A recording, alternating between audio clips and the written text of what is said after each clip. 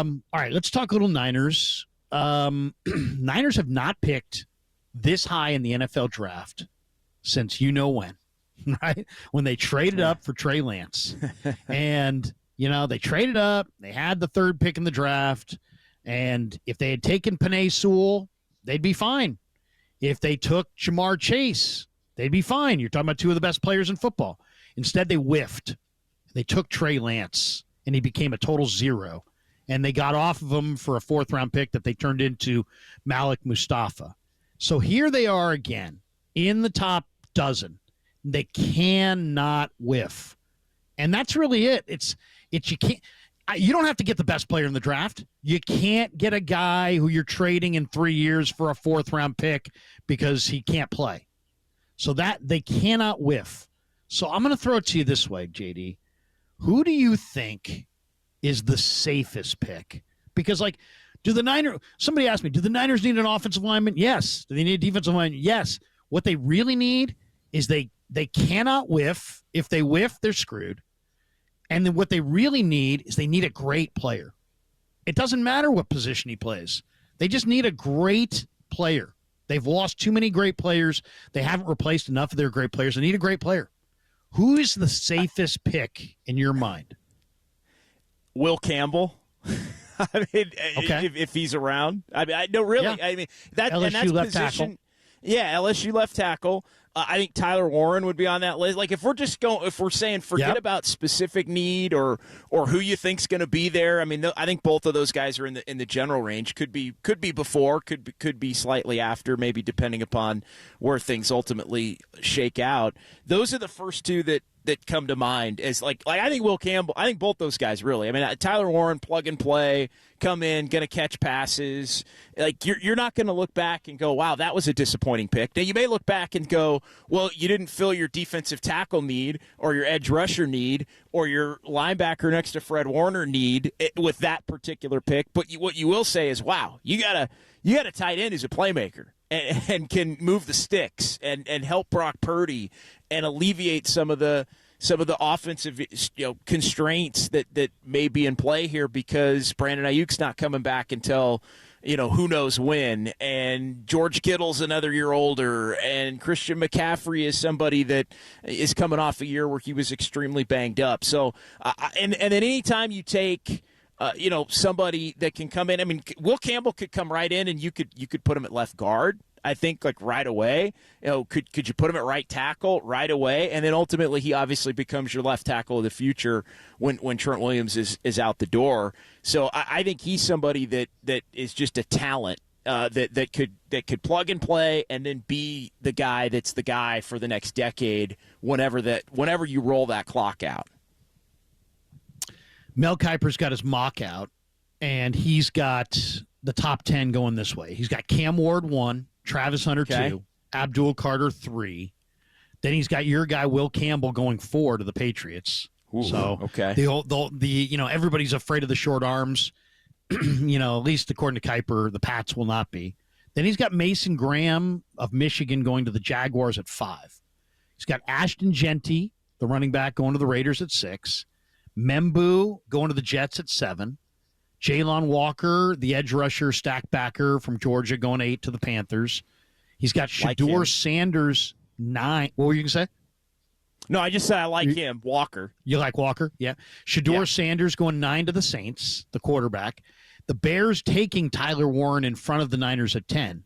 And then he's got the Niners at 11 taking Will Johnson. But here's basically who's on the board when they take Will Johnson. Will Johnson, Amarian Hampton, Jedi Barron, Colston Loveland, Mike Green, Matthew Golden, the receiver from Texas, Jihad Campbell, Kelvin Banks, Tetaroa McMillan. Kiper's got McMillan falling to 20. Nick Emanwari, the safety, 19. And then there's some linemen down here. Derek Harmon, Gray Zabel, Donovan Jackson, Connerly. But what do you think, JD?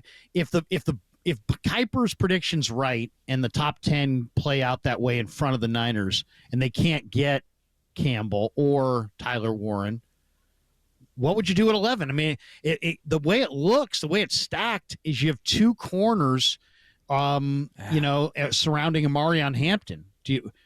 Should the Niners go corner at 11 because corner may be the best player on the board? Or should they reach for a Walter Nolan, or in this thing it would be a reach, Kenneth Banks, or Kenneth Grant, I should say, or they even have the gigantic Texas offensive tackle Kelvin Banks going 18. How would you play your hand if this is the way it goes 1 through 10 in front of them? I'd trade back. I think that's I think they're looking to trade back. I think I agree. There's a lot. There's a lot of names that they are.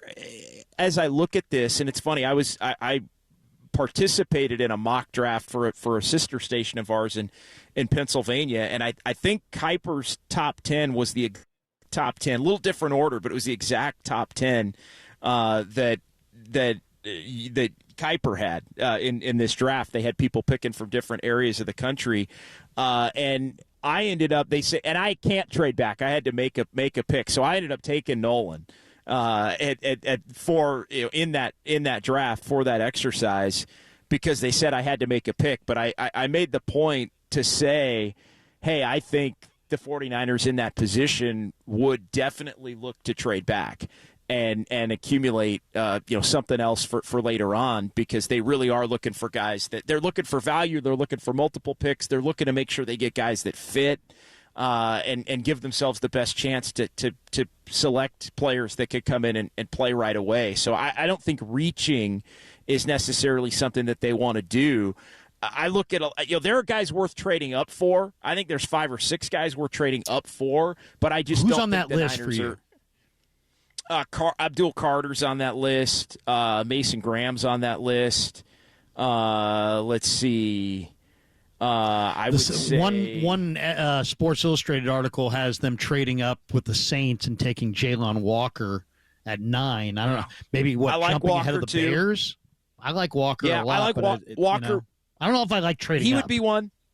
He would be one. I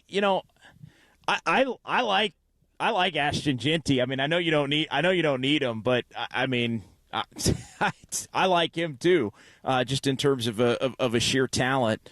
But no, I think the Niners in that position would look to trade back and accumulate another pick, let somebody else come up and take their guy, and then wind up making a couple of picks later. Because I think they're going to do the dance, Larry. I don't know where you stand on this, but I think they're going to do the dance where they trade back, and maybe they trade back a couple of times, and then when there's somebody that they really have their heart set on because they have so many different picks, they're going to look to maybe trade up again. So you accumulate, you trade back, you accumulate, and then if there's somebody that you really like at different points, I think even relatively early in the draft, first 2 nights, I could see them trading up to make to try and ensure that they get somebody that they're really, really, really, really high on. So I think they're going to do the dance both ways, where they look to not reach, accumulate, and then use some of that accumulation to make sure that they've got a higher percentage or a higher likelihood that they can hit on whoever it is that they wind up looking to select. I think I would rather see them trade back. But you know what? More than anything, whether they trade up, trade back, you gotta get a great player. I would rather them get a great player that doesn't fill their needs than a good player that fills their needs. It's like, sure, if they wind up with, you look at their first draft, they took Reuben they've basically Foster. admitted that they don't think they're a Super Bowl contender, right? I mean, in so many words. So if that's the case, then just add talent, and you're kind of using this Best year player as a available. little bit of a reset, and you figure it out later. Like if you've got 2 of something, then you know what? You use that depth to go get you something else at another time. No question. I just look at Detroit as the example, right? Because I know they haven't won, but Detroit's building a juggernaut. And what is Brad Holmes doing? He keeps drafting great players. And it just, if you can, it doesn't matter if you get a great corner, great DN, great D tackle, great offensive lineman, great tight end. It doesn't matter. Just get a great player. If you get a great player, you can work it all out later as far as who plays where and who has to go and this and that. But if you just keep filling needs, but they're just marginal players, you're going to look up and say, well, we've got all of our needs filled, but we're a marginal team. But if you get great players, then you can contend for a Super Bowl. That's the way I see it. JD, awesome stuff, man. One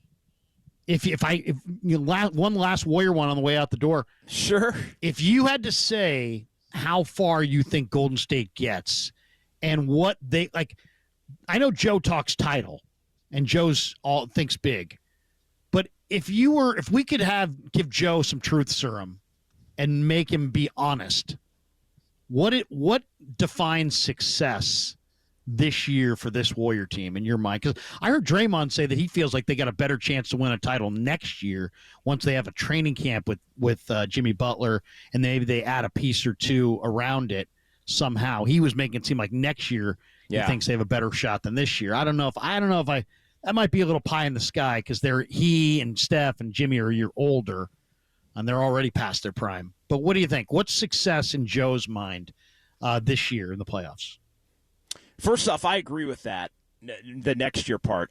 Because I think they can shuffle the roster a little bit. Like, they're going to make a decision on Kuminga. I think ultimately he's going to be gone, and they're going to use him to bring in a player that will have a chance to put them over the top. That's a conversation for the summer.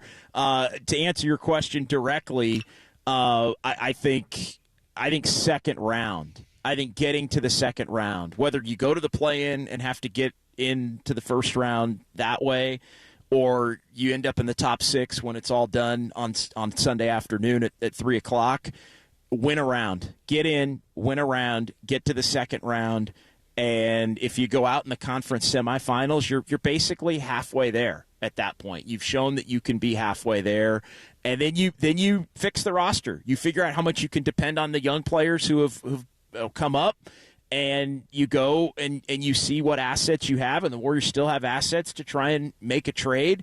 Because I do get the sense that they're a player away, not a star player away, but they're a shooting wing away. Honestly, I think they have everything but that, and I think that player, in my mind, fits into Kuminga's slot in terms of salary that he's going to get potentially in a sign and trade, and also minutes that need to go to a player that has that skill set. When they lose a lot of these games, it's because some of the young players aren't hitting from the perimeter. They need one more proven kind of young prime 28 to 30-year-old wing player that can shoot the ball a little bit. And Cam Johnson, Keegan Murray type player. I'll give you 2 types of guys that I think I would move Kuminga for that I think would put this team closer to getting over the top for next year. I love the idea of Cam Johnson being added to this mix. He shoots the ball so well. JD, awesome stuff, man. We'll talk to you soon. You got it, Larry. Thanks for having me.